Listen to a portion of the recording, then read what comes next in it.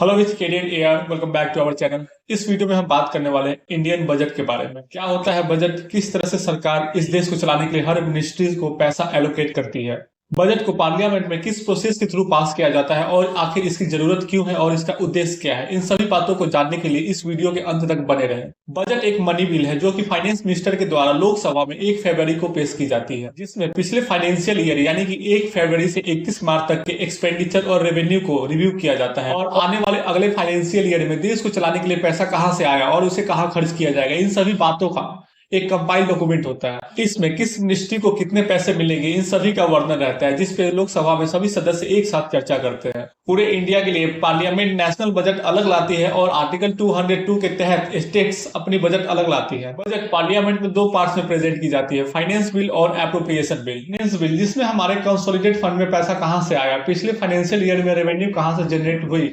इसमें ये सारी इंफॉर्मेशन रहती है और उन पे डिस्कशन किया जाता है। एप्रोप्रिएशन बिल में पैसों को कहां खर्च करना है उन पे डिस्कशन की जाती है। हमारी सरकार रेवेन्यू जनरेट करती है टैक्स से, पीएसयू यानी सरकारी कंपनी के प्रॉफिट से, दूसरे कंट्रीज को लोन देती है, उन पे इंटरेस्ट जनरेट करती है। गवर्नमेंट जितने भी सर्विस प्रोवाइड करती है जैसे कि रेलवेज, रोड्स, इन सब के प्रॉफिट्स, फाइन्स और पेनल्टीज से। और अक्सर आप सभी ने सुना होगा सरकार ने डिस इन्वेस्टमेंट किया, यानी सरकार अपने कंपनीज के शेयर को बेचकर, अपने एसेट्स को बेचकर पैसा जनरेट करती है और दूसरे कंट्रीज या मल्टीनेशनल बैंक से लोन लेती है और भी कई सारे इनकम सोर्स है। उसके बाद एप्रोप्रिएशन बिल में डिस्कस किया जाता है इन पैसों को कहाँ खर्च करना है। जैसे हर मिनिस्ट्री की डिमांड होती है, उन्हें इतने पैसे चाहिए उनके डिपार्टमेंट को चलाने के लिए, जिसे डिमांड फॉर ग्रांट कहा जाता है। और भी कई अलग खर्च होते हैं जैसे लोन्स का इंटरेस्ट पे करना, गवर्नमेंट एम्प्लॉय को सैलरी और पेंशन देना, लोगों को सब्सिडीज देना, डिफेंस, एजुकेशन, हेल्थ और इंफ्रास्ट्रक्चर जो लोन लिया उन्हें चुकाना, इन सभी की चर्चा इसमें की जाती है और उसे फुलफिल किया जाता है। दोस्तों अब बात करते हैं बजट पास करने का पूरा प्रोसेस क्या है। सबसे पहले बजट को लोकसभा में फाइनेंस मिनिस्टर के द्वारा 1 फरवरी को इंट्रोड्यूस किया जाता है। उसके बाद लोकसभा और राज्यसभा में दोनों में इस पर जनरल डिस्कशन चलती है। डिस्कशन ज्यादा आगे बढ़े उससे पहले वोट ऑन अकाउंट को बिना ज्यादा डिस्कशन किए पास कर दिया जाता है। इस प्रोसेस में पॉज लेकर पहले हम वोट ऑन अकाउंट को समझ लेते हैं। बजट का ब्लूप्रिंट, जिसे कच्चा बजट भी कहा जाता है, अक्टूबर और नवंबर के महीने में बनकर तैयार हो जाता है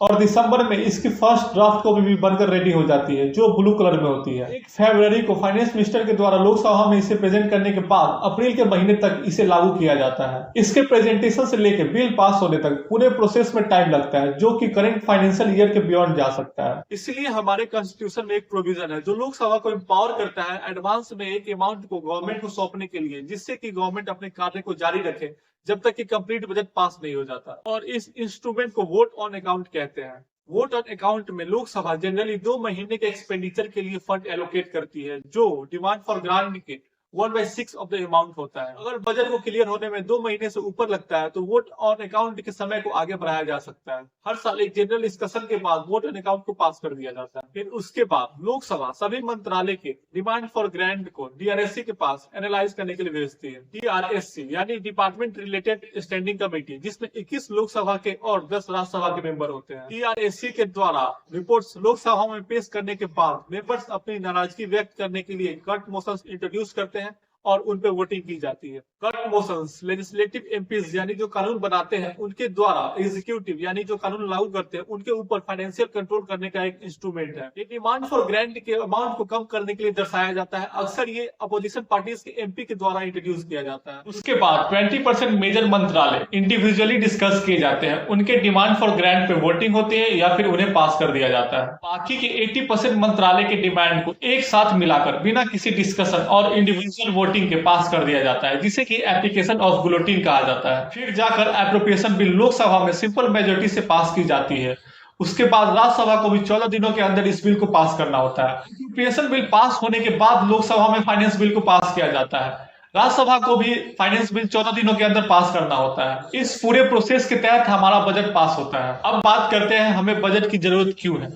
पहला, transparency in public finance, public का पैसा कहां इस्तेमाल किया जा रहा है इसकी पूरी जानकारी हमें मिलती रहती है। दूसरा, to ensure advance planning, ministries अपने एलोकेट फंड के अनुसार आगे की प्लानिंग कर सकती है। तीसरा, to ensure the financial control of the legislative over the executive, इससे लेजिस्लेटिव का एग्जीक्यूटिव के ऊपर फाइनेंशियल कंट्रोल बना रहता है। अब बात करते हैं objective of the budget, budget लाने का उद्देश्य क्या है। पहला, redistribution of national income, that is to reduce inequality, government अमीर से टैक्स लेकर गरीब को सब्सिडी देती है, जिससे कि हमारी सोसाइटी में इनइक्वलिटी कम होती है। दूसरा, टू इम्प्रूव इकोनॉमिक ग्रोथ, हमारे देश के इकोनॉमिक ग्रोथ के लिए।